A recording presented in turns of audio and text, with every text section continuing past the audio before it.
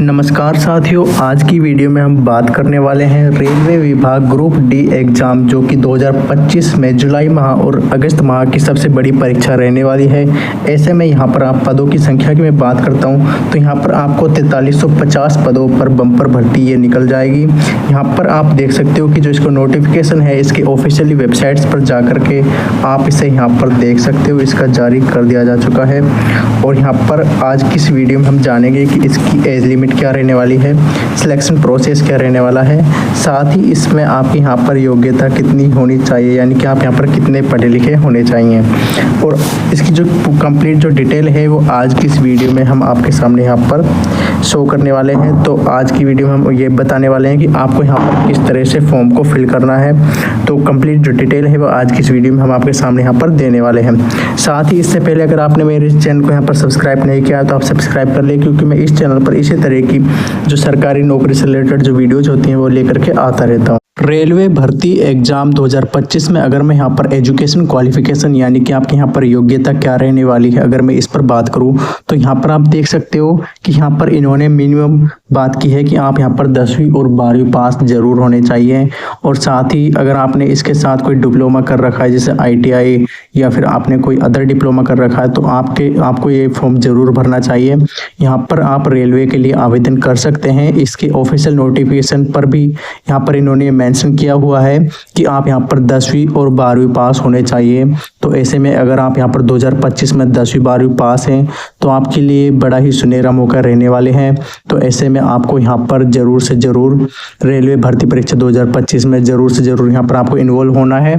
और आपकी अगर मैं यहाँ पर एज लिमिट की मैं बात करूँ कि आपके यहाँ पर एज कितनी होनी चाहिए रेलवे भर्ती के लिए, तो यहाँ पर इन्होंने लिखा हुआ है कि जैसे कि आपके यहाँ पर 18 वर्ष से लेकर के 33 वर्ष तक, यानी कि आप यहाँ पर 18 वर्ष अगर आप यहाँ पर कंप्लीट कर चुके हैं और आप यहाँ पर 33 वर्ष के हैं तो 33 वर्ष से कम के हैं तो आप यहाँ पर ज़रूर फॉर्म भर सकते हैं। साथ ही आपको यहाँ पर अगर आप यहाँ पर OBC से हैं, SC से हैं, ST कैटेगरी से हैं या फिर आप किसी अदर रिजर्वेशन कोटे से बिलोंग करते हैं तो आपको यहाँ पर कुछ एक्स्ट्रा छूट भी देखने को मिलेगी। तो ऐसे में आपको ये फॉर्म ज़रूर भरना चाहिए। अगर आप इसी एज ग्रुप के बंदे हो तो आपको ये फॉर्म ज़रूर भरना चाहिए। अब बात करते हैं, यहाँ पर लिखा हुआ है कि रेलवे रिक्वायरमेंट 2025 में कौन कौन यहाँ पर अप्लाई कर सकता है। तो यहाँ पर आप ऑल इंडिया से हैं तो भी आप यहाँ पर अप्लाई कर सकते हैं, मतलब कि आप यहाँ पर कहीं से भी बिलोंग करते हो इंडिया में आप यहाँ पर अप्लाई कर सकते हैं, क्योंकि ये ऑल इंडिया सेंट्रल जॉब रहने वाली है। मेल फीमेल दोनों ही अप्लाई कर सकते हैं, इसमें ऐसी कोई भी बैंडेज नहीं है कि आप यहाँ पर मेल या फीमेल ही होने चाहिए।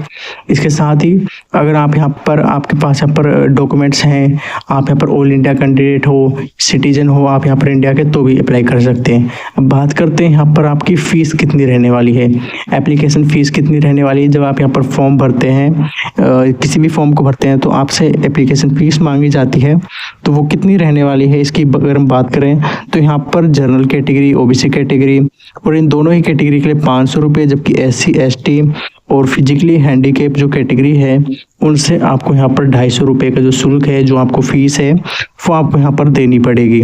तो ऐसे में अगर आप यहाँ पर SC ST से हैं तो आपको यहाँ पर 250 रुपये 250 रुपये यहाँ पर आपको पे करने पड़ेंगे। जनरल कैटेगरी से हैं या OBC कैटेगरी से हैं, कोई भी पर्सन हो आप यहाँ पर, तो 500 रुपये आपको यहाँ पर ज़रूर पे करने पड़ेंगे। यहाँ पर आप ऑनलाइन कर सकते हो पेमेंट, यानी कि आप यहाँ पर debit card, credit card, net banking, UPI के माध्यम से भी आप यहाँ पर भुगतान कर सकते हो। आपकी सुविधा के हिसाब से आप यहाँ पर चूज कर सकते हो आपको यहाँ पर कैसे भुगतान करना है, उसी हिसाब से आप यहाँ पर भुगतान कर सकते हो।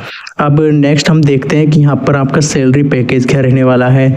जब आपके यहाँ पर जॉब लग जाती है सेंट्रल जॉब रेलवे में तो आपके यहाँ पर सैलरी कितनी रहने वाली है। तो यहाँ पर इन्होंने मेंशन किया हुआ है कि 25,000 से लेकर के 1,42,000, यानी कि ये आपकी ग्रेड के ऊपर है। आप यहाँ पर रेलवे में किस पोस्ट पर लगते हैं, अच्छी पोस्ट पर लगते हैं तो आपके यहाँ पर 1 लाख तक भी जाती है, और अगर आपकी लोअर पोस्ट है तो आपको यहाँ पर 50,000 तक मिनिमम तो आपको यहाँ पर देखने को मिल ही जाता है, क्योंकि सेंट्रल जॉब है।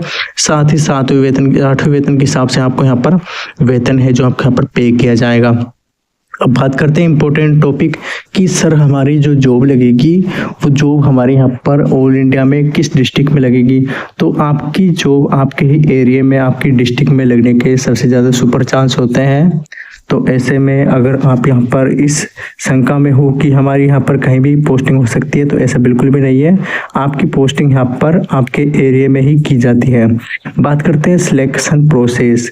सिलेक्शन प्रोसेस के लिए आप यहाँ पर देख सकते हैं कि काफ़ी साल पहले यहाँ पर डायरेक्ट सिलेक्शन होता था, लेकिन अब यहाँ पर चयनित लिखित परीक्षा के द्वारा किया जाता है।